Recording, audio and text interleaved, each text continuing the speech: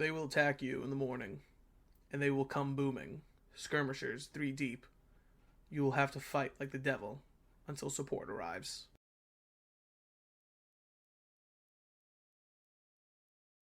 Heath began his division towards Gettysburg, with Artillery Major William Pegram leading the way.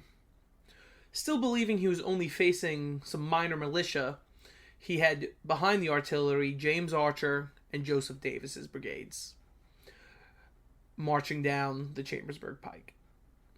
Troopers of the 8th Illinois Cavalry saw the approaching Confederate division coming towards the town.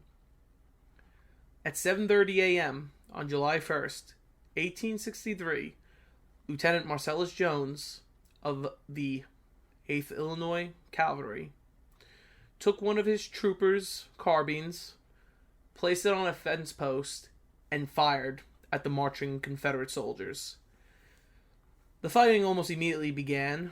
Colonel Gamble was ordered to fight fence post to fence post, so he mounted his men and began to have them follow that instruction, moving property line to property line.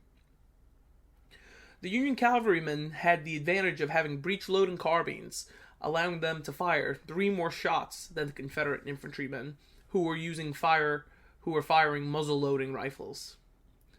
The average Civil War infantryman was trained to fire 3 shots a minute, so the cavalrymen were able to double that with their breech-loaders.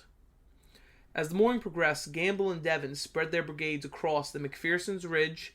Meanwhile, Davis and Archers spread their brigades out, fighting the troopers back, when Pegram's artillery began to let loose, with Pettigrew resting in reserve. At this point, Lee had been made aware of the fighting and was making his way to the field. It was also at this point that Heath had finally realized he was indeed wrong and was facing Federal cavalry. He had his men reform and strike harder. Meanwhile, Buford's artillery detachment had begun to challenge Pegram's artillery, which was now making the situation even more confusing. As fighting continued, more and more of Merritt's reserves were being dumped into the fight to assist Gamble and Devon's dwindling brigades. Buford, in a bit of irony, kept looking south, hoping to see Union infantry coming. Buford very quickly became doubtful of help as his division was being pushed east of McPherson's Ridge. Being alerted by a member of his staff, however, Buford turned south to see a blue-white corps flag bearing a large 1 riding towards him. On the road behind, he could see units with red circles on their hats and flags. At 10:20 a.m., General John F. Reynolds and the vanguard of his corps arrived at Gettysburg, with General Lysander Cutler of General Wadsworth's division leading the way. Sending 3 regiments, Cutler relieved Gamble's exhausted troops, and 2 others relieved Colonel Devon's troopers. For the opening of the First Corps engagement, Cutler faced Davis's brigade, mainly around Hearp's Woods, better known as McPherson's Woods, and Willoughby Run, while Solomon Meredith and his famous Iron Brigade formed south of Cutler to engage Archer's brigade. General Reynolds himself was directly leading the deployment, as his men began to push Archer and Davis back slowly. Reynolds ordered to his advancing men of the Iron Brigade, "Forward, men, for God's sakes, and drive those fellows out of the wood." Suddenly, the 42-year-old man slumped forward and fell off his horse. The most discussed cause of Reynolds' death was a Confederate sharpshooter. But the more realistic cause, and what most modern historians are believing to be fact, was it was from a volley from one of Archer's regiments, not even directed at the general, but at the 2nd Wisconsin, which was in front of the general. Immediately, General Abner Doubleday, who did not invent baseball, was put in command of the corps.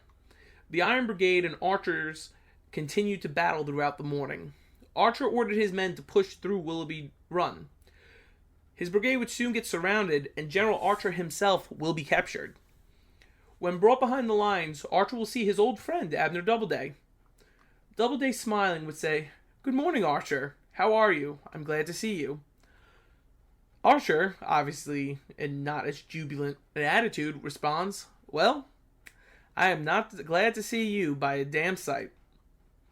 At 11 a.m., Abner Doubleday sent a reserve regiment of the Iron Brigade, the 6th Wisconsin, commanded by Lieutenant Colonel Rufus Dawes, to support the 95th New York and 14th Brooklyn. They had been slowly beating back the men of Davis's brigade into an incomplete railroad cut. The railroad cut was somewhat of a fish in a barrel situation, as they could not effectively fire on Federal troops because the steepness of the cut. Also, they had no idea where their commander, General Davis, was. Federal troops began to fire into the trapped Confederates, but men of the 6th Wisconsin, 14th Brooklyn, and 95th New York decided they wanted to end it, so they charged into the cut. Reportedly, Dawes would take 7 officers' swords and hundreds of prisoners. Many Confederates also escaped west towards Hare Ridge. Heth was now in the process of disengaging. He went from believing he was fighting a militia to fighting an entire cavalry division, and then now fighting an entire Union corps. While they slowly disengaged, Doubleday reformed his position, making, in a way, an early version of the famous Gettysburg fishhook, with General Raleigh, who took over for Doubleday at the south, Wadsworth in the center, and Robinson's division capping the north section of the corps, protecting his flank. It is also at this period General Oliver Howard and the 11th Corps arrived. While General Barlow's division passed, Howard noticed the high ground. Instead of committing all the 3 divisions to the northern part of the field, he ordered General Adolphus Steinwehr to remain at the hill overlooking the Emmitsburg Road and Taneytown Road, called Cemetery Hill. He then continued to move Barlow and Schurz's divisions towards the north. It is also at this time General Ewell and the Confederate 2nd Corps was arriving north from York and Carlisle.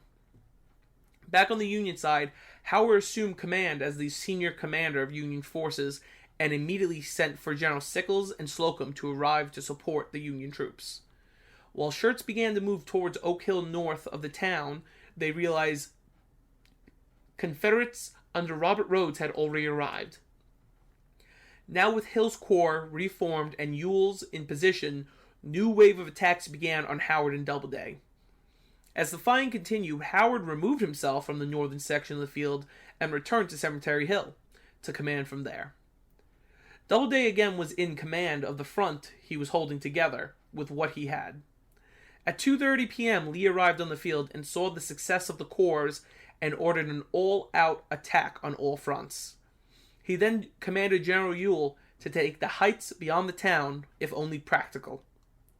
Soon the Union lines began to collapse. Doubleday heroically led a far more organized retreat than people realize. The 11th Corps did collapse because it did not know where its command was, so they began to clog the streets of Gettysburg, running back towards Cemetery Hill. The 1st Corps, however, fought corner to corner to cover the withdrawal as they attempted to find Cemetery Hill. Unfortunately, unlike the 11th, they didn't know where to find it, so instead they headed to the heights to the west, Culp's Hill, the very heights Buford and Reynolds knew had to be held. It is also at this time General Hancock arrived to the field. Hancock was actually junior to Howard, but Hancock was given direct commands from General Meade himself to take command of the field until he could arrive. Of course, Howard would resent this, but Hancock immediately began to form the Union line from Cemetery Hill to Culp's Hill. Ewell stopped his assault, not finding it practical to continue the attack, while Longstreet's 1st Corps now began to arrive in the town. It was Longstreet's opinion as that they should disengage, flank south, and get between Meade and Washington, so that the Army of Northern Virginia did not have to attack the better positioned Union. Hancock oversaw the rest of the Union Corps arriving to Gettysburg and directed the positioning of the corps into the famous Union fishhook, starting at Culp's Hill and ending near the peach orchard south of the town. Lee agreed to leave only if Meade would leave, but that night Meade would arrive. With all his generals present, decided they will remain and fight in the small Pennsylvania town. The actions of the first day of Gettysburg are often painted as Confederate victory. In the aspect of who retreated and who advanced, yes, it was the Confederates had chased the Union off the field and surrendered the town of Gettysburg itself to the Confederates. But the high ground beyond the town was still steadily in Union hands. Historians often criticize the actions of Richard Ewell, and even Howard that day. But it's easy in the future to criticize the actions of Ewell, but the Second Corps of the Army in Northern Virginia had done a forced march, and Ewell was a first-time Corps commander. So in his eyes, it could have absolutely not been practical. Howard's controversy, however, was laying blame of the Army's collapse on Abner Doubleday. Doubleday, in fact, acted extremely heroically, and if not for him and his fighting withdrawal, the Confederates may have taken Culp's Hill. The bravery of the First Corps is something really legendary in the history of this battle, and regardless of the actions of Oliver Howard, this one was done to save his own reputation. To attack a junior officer that would cost Doubleday his position as commander of the First Corps, being replaced with General John Newton. Thanks for watching, folks. Like I said, these episodes will be longer and slightly more detailed. A lot of heroism and actions happened on the first day, as well as the other two, and even post-battle. I thank you for watching, and I will be leaving in the bio the links for the Battlefield Trust and the American Civil War Association again. Thanks for watching. Please like and subscribe, and we'll see you real soon.